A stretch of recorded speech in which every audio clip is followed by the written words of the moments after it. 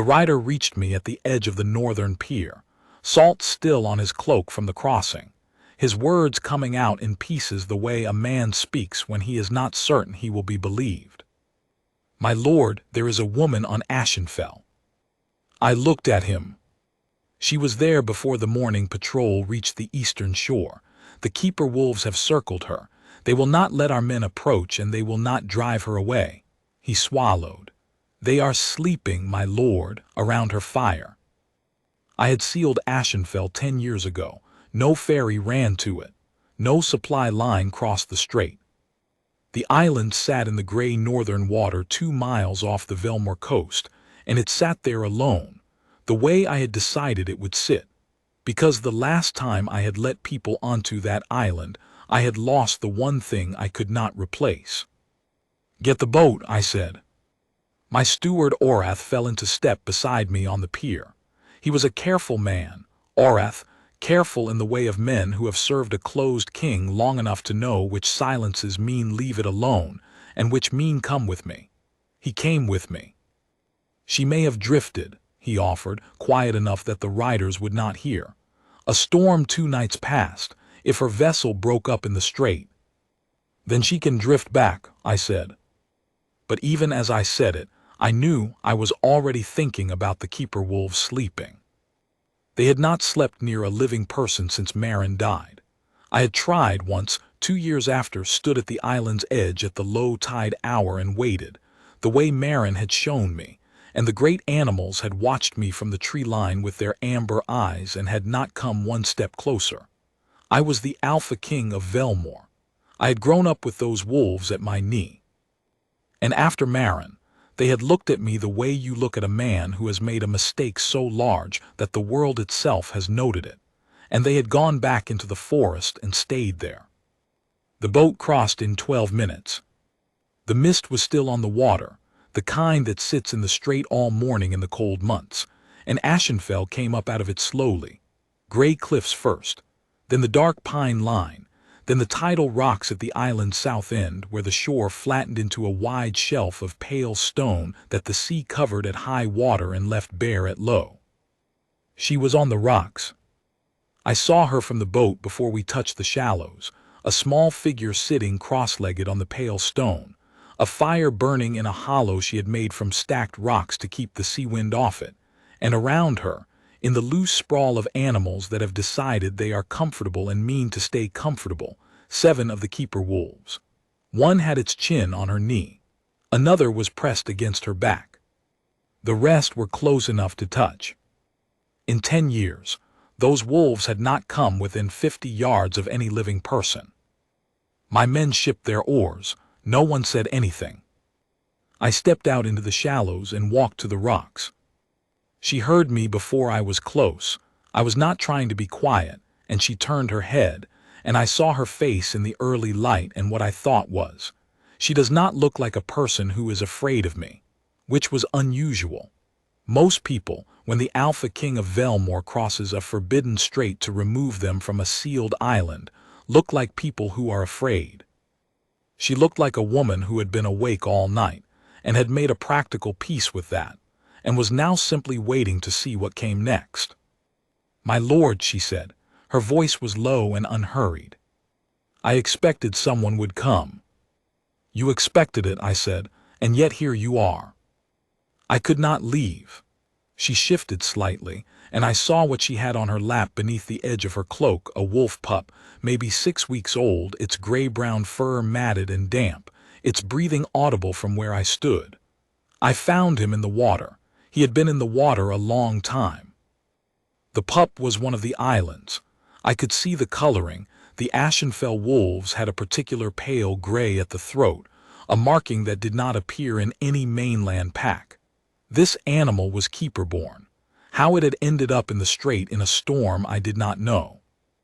"He is not dead," she said, because I was looking at the pup and my face must have said something.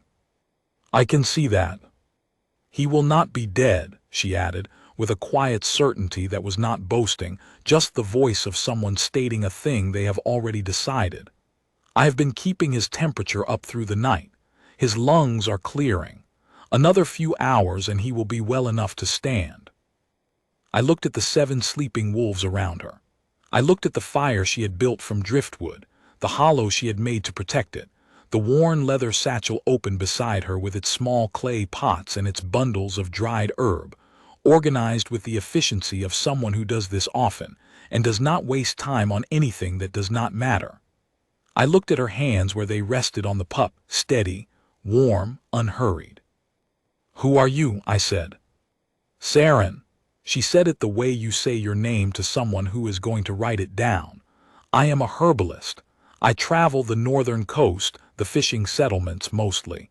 People send for me when their healers cannot manage something." "Packless," I said. A pause, not a flinch, just a beat of acknowledgement. "Yes." There was no shame in it, the way she said it. Packless was what the packs called you when you belonged to none of them, and they generally meant it as a diminishment. A woman without a pack was a woman without standing, without protection, without a name that meant anything in the official rankings of Velmore's Wolf Court hierarchy. Packless meant beneath notice. It meant you did not have a seat at any table, and no one was required to offer you one. She said it the way you say a fact about the weather. "You know this island is sealed," I said. "I know it now. I did not know it when the storm took my vessel." "And yet you stayed through the night, instead of signaling the mainland." She looked at the pup. "I could not leave him." I should have told her to stand. Told her I would send someone back for the pup once she was on the mainland, and the animal would be cared for. That was the reasonable thing, the ordered thing, the thing that kept Ashenfell as I had kept it, closed and still and mine to grieve in however I chose. That was what I had come here to say. Instead, I stood on the tidal rocks in the gray morning, and I did not say it. One of the keeper wolves opened its amber eye, looked at me, and closed it again. I had not been this close to a keeper wolf in 10 years. I had tried. I had told myself that eventually they would come back to me, that grief fades and animals forget, and the bond between the alpha of Velmore and Ashenfell's wolves was old and strong and would reassert itself. It had not. They watched me from the tree line and kept their distance, and I had stopped trying, and after a while I had stopped coming to the island at all, and then I had sealed it and told myself that was practical. Orath had appeared at my shoulder, quiet as he always was.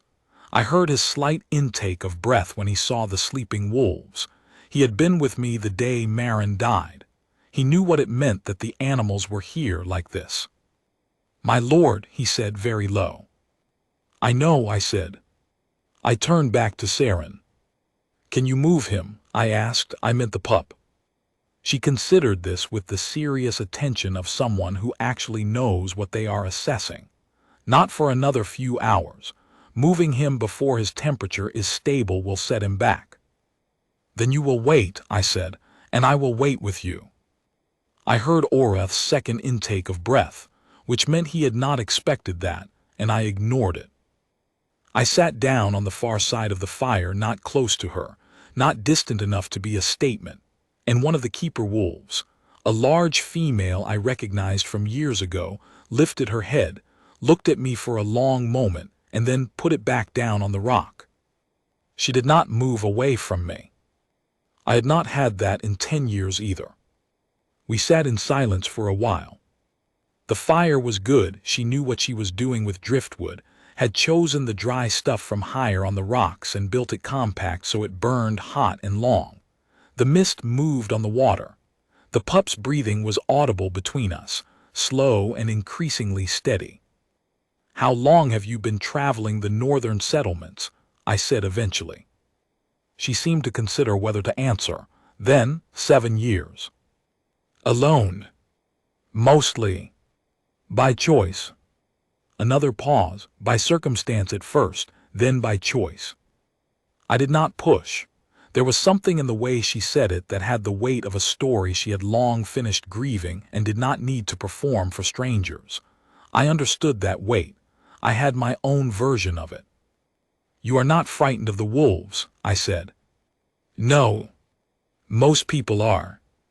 "Most people have not spent much time with animals," she said, with a matter-of-factness that was not contemptuous, just observational, the way someone who knows a thing says it. Animals are honest. They do not pretend to be comfortable when they are not, and they do not pretend to be wary when they are not. These ones, she glanced at the sleeping shapes around her, and something in her face went briefly soft, decided very quickly that I was not a threat. After that it seemed unkind to be nervous of them. The large female wolf's tail moved, once slow, against the stone. I watched it. Something sat in my chest that I did not have a name for. Not the mate bond was not something I had ever felt, not with anyone, not in all the years my counsel had brought women for me to consider, and I had stood in polite rooms and felt absolutely nothing and sent them home again. This was something quieter than that, more like recognition, the way you feel when you see a thing you did not know you were looking for. "Marin," I said. She looked at me. "The woman who kept this island, she died 10 years ago." I did not know why I was saying it. I did not generally say it, not to people I had met an hour ago, not to anyone except Oreth, and even with Oreth I said it rarely. She had the same way with the wolves, sat with them the way you are sitting. I paused. They have not let anyone close since. Saren was quiet for a moment. Then she must have been remarkable. "She was my heart-sister," I said. "Not by blood. She came to Ashenfell when she was 12 and I was 14, and she knew the wolves by name within a week, and she told me I held my shoulders wrong when I was trying too hard to seem like a king." I stopped. I have not talked about her to a stranger before. Saren did not make anything of this. She simply said, "I am sorry you lost her," with the simplicity of someone who understands that some losses do not want to be consoled, only acknowledged. The pup stirred in her arms. She felt it immediately, her hands adjusting without thought, one palm moving to his ribs, checking his warmth the way you check a thing you have been monitoring all night and have learned to read by touch alone. "He is stronger," she said, a quiet satisfaction in it. "You saved him," I said. "He is not saved yet," but the corner of her mouth moved. "He will be." That certainty again, not pride, just knowledge. The knowledge of someone who has done a thing many times and knows what it looks like when it is going the right way. Oreth had retreated to the boat. My men were waiting on the water. The morning was coming fully now, the mist lifting off the strait, the pale northern sun finding the tops of the cliffs. I should go, I told myself. I should leave a man on shore to watch for her signal when the pup could be moved and cross back and return to the things a king returns to. The court, the council. The long business of running a kingdom that I had run for 15 years, with the efficiency of a man who has decided that efficiency is enough and does not need to be anything else. I did not go. I told myself it was the wolves, that I was staying because of what it meant that the keeper wolves were sleeping here, and I needed to understand it. That was a thing a king should investigate, a thing that had implications for the island's guardianship and the old bond that Velmore's lords had kept with Ashenfell since before anyone now living could remember. It was not only that. She asked me, somewhere in the middle of the morning, what the island's name meant. Not Ashenfell, she said she knew what that meant, the gray-ash color of the cliffs at low tide. She meant the older name, the one carved into the lintel of the old keeper's cottage at the island's center. "You went to the cottage," I said. "Last night before the storm broke fully. I thought there might be shelter. The door was open." She paused. "I did not go inside. It did not feel like my place." The cottage had been Marin's. I had not gone inside it either in 10 years. "The name above the door," I said. "In the old script, it means the place that holds." I tried to find an easier translation. Not keeps exactly, not traps, holds the way a harbor holds a boat, the way cupped hands hold water. The island is named for the quality of holding things safely. Saren looked out at the gray water. "That is a good name for it." Marin chose it. Or she said the wolves told her, and she wrote it down. With her, it was sometimes hard to know where she ended and the island began. Saren was quiet for a moment and then she said, "The wolves chose this place. Long before people came. You can feel it the way the air sits differently here. The stone holds the warmth longer than it should. Even in the storm last night, the tidal rocks were sheltered somehow, as if the island was leaning inward." I looked at her. I had felt that, stood on these rocks as a boy and felt it, that particular sense of the island arranging itself around the people on it. Marin had called it the oldest wolf instinct in the world, the island's own version of the keeper's bond. I had not heard anyone else say it in 10 years. I had begun to wonder if I had imagined it. "Yes," I said, "exactly like that." She looked at me then, and I looked back, and it was one of those moments that takes up more space than its length should allow. A few seconds that feel like something settling, like a door that has been ajar for a long time very quietly coming to rest.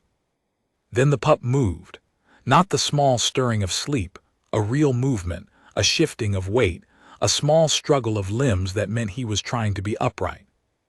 Saren steadied him with both hands, and he pushed against her palms, legs working, and then he was standing in her lap, unsteady but standing, his gray-furred legs trembling with effort and his head up, and he looked at me with the bright, uncertain eyes of a very young animal encountering a new thing. "There," Saren said, soft. The keeper wolves were awake now. They had felt it before she spoke, heads lifting, ears up, watching their pup the way a family watches a child take its first steps. The large female stretched forward and touched her nose to the pup's ear, and the pup's tail went once back and forth. Something in my chest cracked open. There is no better word for it. Cracked, not broke, not shattered, but opened, the way sealed stone opens when water has been working at it long enough and finally the grain gives way. I had missed this. I had not let myself know how much I had missed it. Saren set the pup down carefully on the rock. He stood for a moment, trembling, and then walked carefully, seriously, one deliberate paw at a time, to the large female wolf and collapsed against her chest. The female put her chin over him. Her tail swept the stone once slow, the way keeper wolves express something too large for sound. "He will be all right," Saren said. "Yes," I said, "because of you." She shook her head. "He would have been found eventually." "Not by the morning patrol, they could not get close." I looked at her. "Only you." She did not answer that. She began quietly tidying her satchel, the clay pots back in their cloth sleeves, the herb bundles rewrapped with a practiced economy of movement. She was preparing to leave.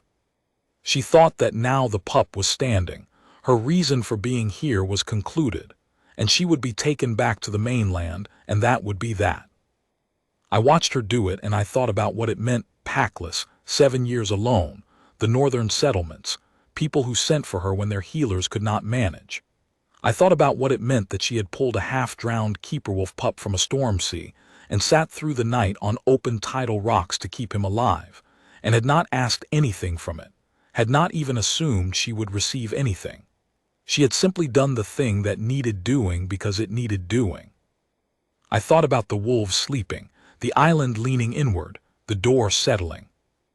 "I would like to ask you something," I said. "You may say no." She looked up from her satchel. "The island's keeper cottage has been empty for 10 years, I said. "The island has been sealed. I told myself it was sealed for its own protection, that the keeper's bond had broken with Marin's death, and the island needed time undisturbed to settle." I paused. "I think I was wrong about that. I think I was sealing it for my own reasons, and the island has been waiting." She was very still. "You are a healer," I said. "You know what it costs to leave a wound covered too long." "Yes," she said carefully. "I am not asking you for anything permanent. I am asking if you would stay for a time, on the island, keep company with the wolves. Let me understand whether what happened this morning means what I think it might mean." I stopped. That is a great deal to ask a stranger who just had her boat broken up in a storm. She looked at me for a long moment. Then she looked at the keeper wolves, at the pup asleep against the large female's chest, at the gray water and the pale cliffs and the forest line at the island's center, where the old trees stood in the mist. "For a time," she said. "For as long as you choose," I said. "That is the only condition. You leave when you want to leave. You stay as long as you want to stay. Nothing else is required." She nodded once, not eagerly, not with the desperate relief of someone who has been offered shelter and is too cold to be careful about terms. Thoughtfully, the way you agree to something when you have weighed it and found it honest. I sent my men back across the strait with Oreth, and a message for the household that I would return by evening, and I spent the rest of the morning on Ashenfell. I did not go inside the keeper's cottage. Saren did not suggest it. We walked the island's paths. I had not walked them in 10 years, and they were overgrown in the places where Marin had kept them clear. But the stone paths beneath were intact, the old work lasting the way old work does when it is laid with care. The wolves came with us, not in a pack formation but loosely, the way animals accompany people they have decided to trust. One ahead, a few behind, the pup attempting to keep up and making a game of falling behind and then accelerating to catch us, ears flying. Saren asked questions the way someone asks who genuinely wants to understand and is not performing curiosity. What do the wolves eat in the winter months? How large was the island's old pack? What did keeper mean, in the original sense of the word? I answered all of it, and I realized partway through that I was talking about Ashenfell the way I had not talked about it in years.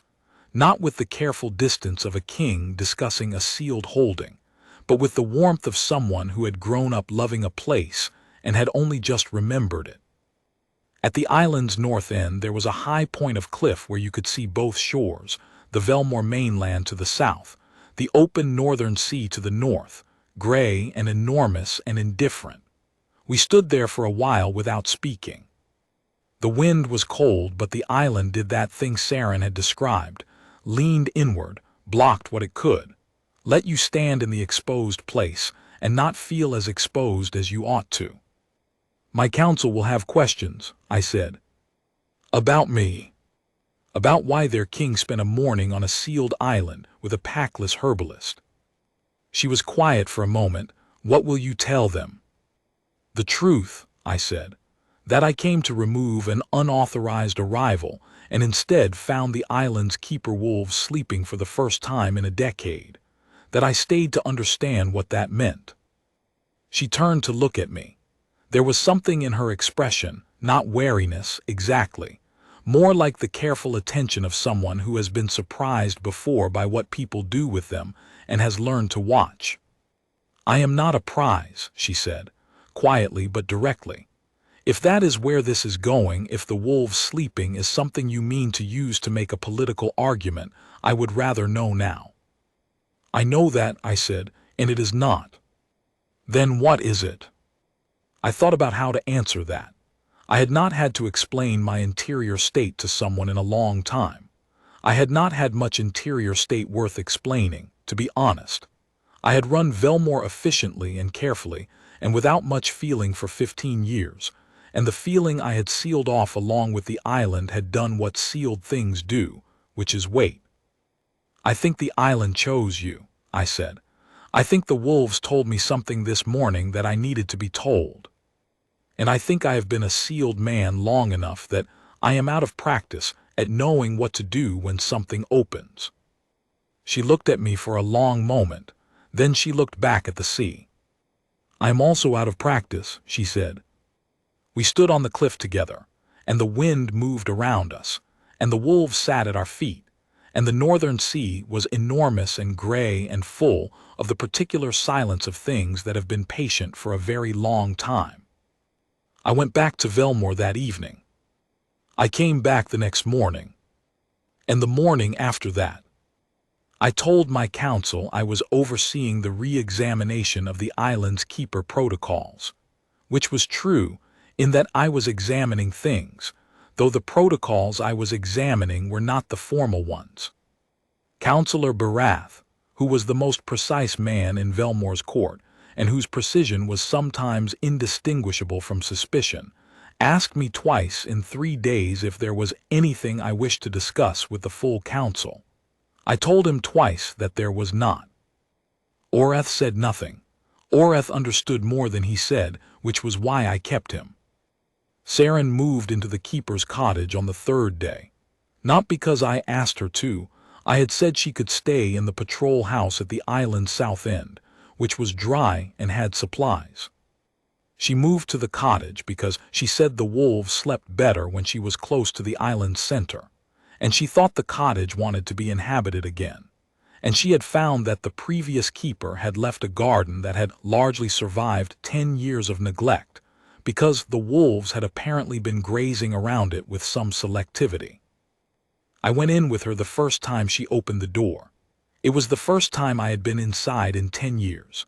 Marin's things were still there, her books on the high shelf, her map of the keeper paths pinned to the wall, her clay cups on the table beside the small iron stove.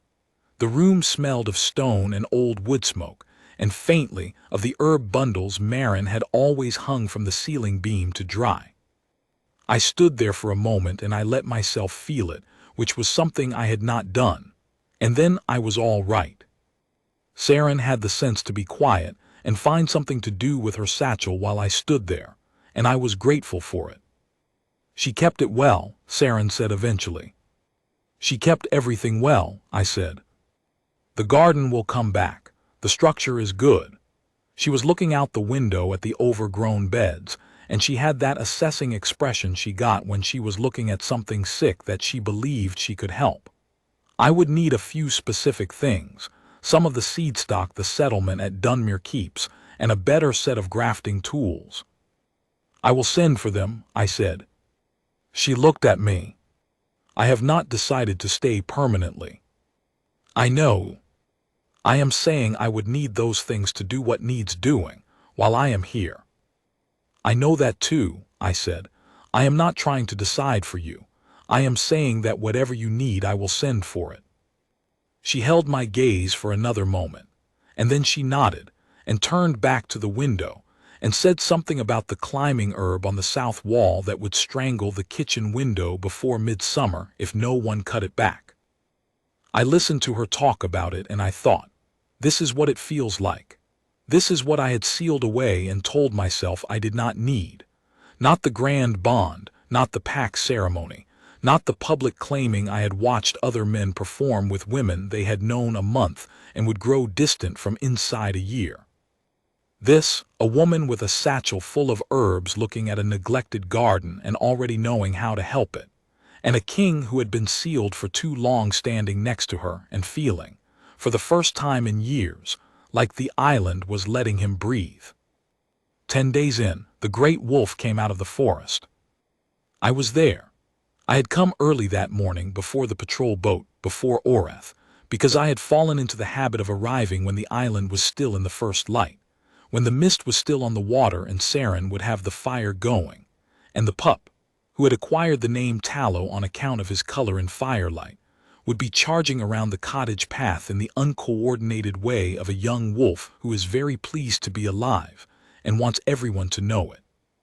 The great wolf had not been seen in 10 years, not since Marin. I had sent search parties in the first years after her death, thorough and systematic, and found nothing, and eventually I had concluded, because I needed to conclude something, that the wolf had gone deep into the island's interior forest and died there, in the way of old animals that know their time and choose their place. I heard Saren go still before I heard anything else. She had been doing something with the garden, the climbing herb, which she had been methodically untangling from the cottage wall for 3 days, and then she was simply not moving, and I looked at her, and she was looking at the tree line. The great wolf walked out of the forest. There is no more accurate word than walked. It was not a charge, not an emergence, not any of the dramatic arrivals that old stories give to such moments. It walked, with the unhurried dignity of a very old and very certain thing that has decided it is time. It was enormous. I had forgotten how large, or perhaps I had let myself half believe I had imagined it, in the years of absence. white-gray like the cliffs at low tide, with the amber eyes that all Ashenfell's keeper wolves had, but older in them, something behind the amber that was less animal and more like the island itself, looking out through a set of eyes it had borrowed for the purpose. It did not come to me. I stood 10 yards away and watched it walk past me, not dismissively, not with the old distance of the wounded years, but with the calm acknowledgement of a creature that knows you are there and has decided your presence is acceptable, and cross the cleared path to the cottage and sit down in front of Saren. Saren did not move. Her hands were still, the climbing herb loose in them. She looked at the great wolf, and the great wolf looked at her, and then it lowered its enormous head and put it in her hands. She exhaled very slowly. And then the mate mark came. I had read about it. Every lord of Velmore knows the old texts, the records kept since the kingdom's first days, the bond that lives in the island, older than the packs, the mark that appears in the old northern script on the wrist of the one the island names keeper and mate both. It had appeared on 3 people in Velmore's recorded history. My council debated every decade whether the old texts were literal or metaphorical. On Saren's wrist, on the inside of it in the gray morning light, the mark appeared. It was silver bright, the color of the great wolf's coat, in the curving shapes of the old script that the island's first keepers had used before any alphabet the mainland recognized. I could read it barely from where I stood. I had learned the script as a boy, from a book in Marin's cottage that I now understood had been waiting on that shelf for this. It said, in the oldest translation of the oldest keeper's language, she was always meant to be here. I crossed the path and stood beside her, and the great wolf looked at me, and this time the amber eyes were not distant. This time they were the eyes of something that has been waiting for you to understand what you are looking at and has decided, with patient generosity, that you have finally managed it. I took off my riding cloak. I placed it over Saren's shoulders. She looked at me. Her face was not startled exactly. More like the expression of someone who has been steeling themselves for a long time against wanting a particular thing, and has just been offered it, and is not certain yet whether to believe in it. I am not doing this because of the mark, I said. The mark is confirmation maybe, but it is not the reason. What is the reason? She asked.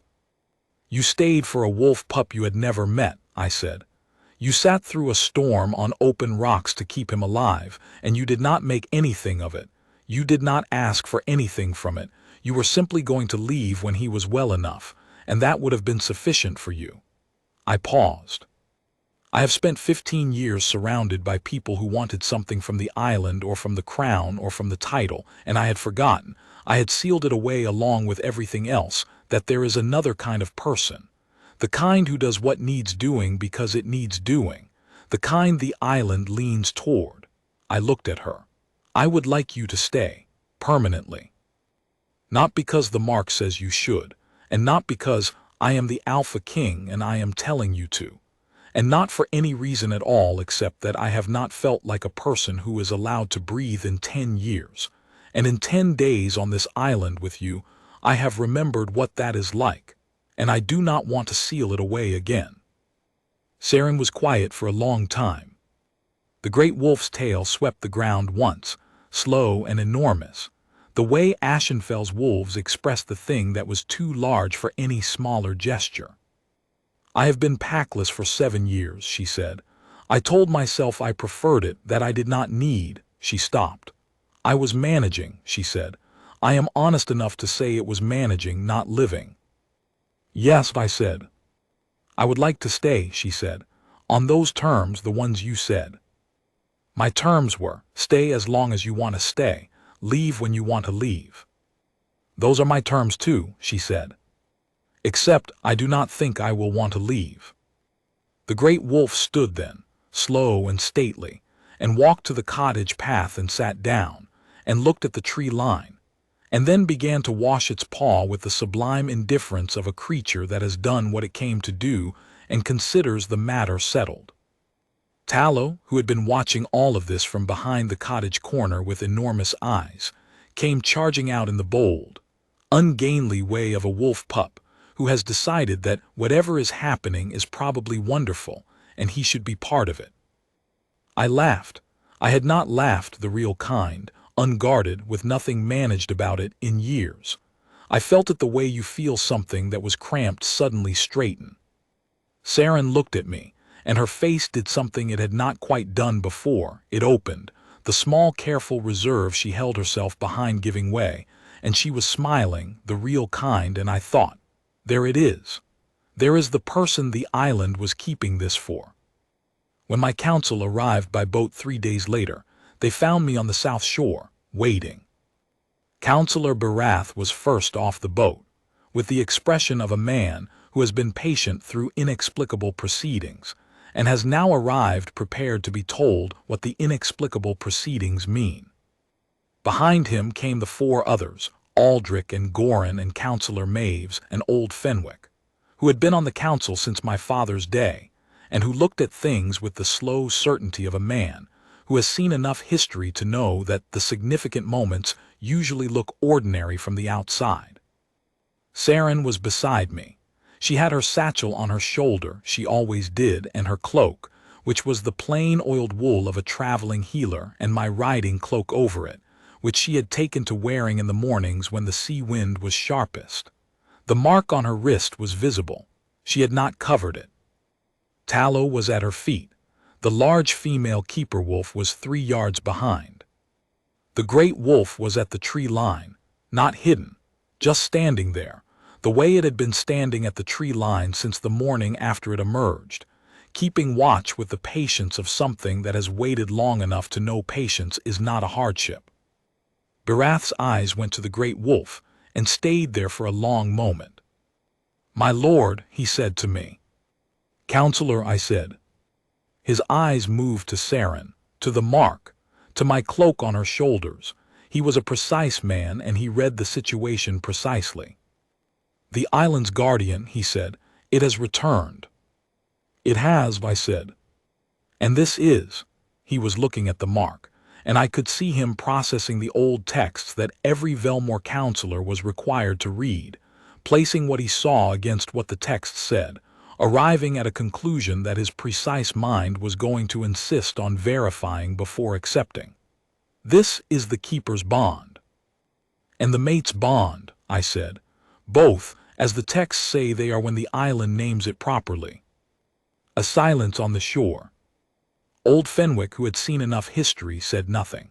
He looked at Saren, and something in his face, not his surprise face, his other face, the one he wore when something he had long suspected was confirmed, went quietly satisfied. He bowed. A full bow, the kind given to a named Luna of Velmore, slow and certain. The others followed. Barath last, and he bowed the most precisely, the way he did everything, with the care of a man who has updated his understanding and intends to maintain the new one correctly. Saren stood still for it. She did not reach for me. She did not step back. She stood in the thing without performing it and without diminishing it, and I thought, of course that is how she does it. She is not a woman who needs to be told how to be dignified. She has always known. When they were upright again, I said, "Ashenfell is unsealed. The keeper cottage is occupied. The island is in good hands." Barath looked at me, and then at Saren, and then back at me, with the expression of a man who has a great number of follow-up questions and is determining their order of priority. "We will schedule a formal council session," I said. "There are protocols to update, but there is no urgency. The island has been patient. It can afford to be patient a little longer."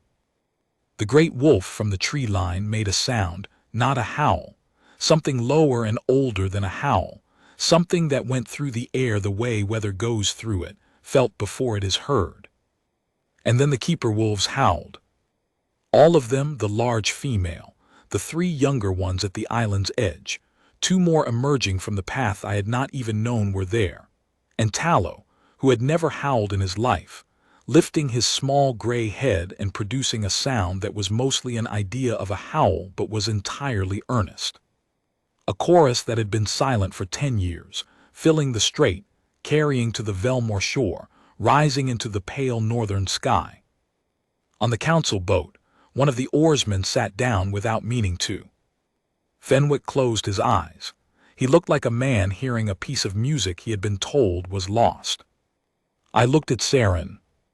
She was looking at the wolves, at Tallow with his earnest small howl, at the great wolf standing at the tree line letting the sound go over its head like it was entirely accustomed to being surrounded by it. Her eyes were bright.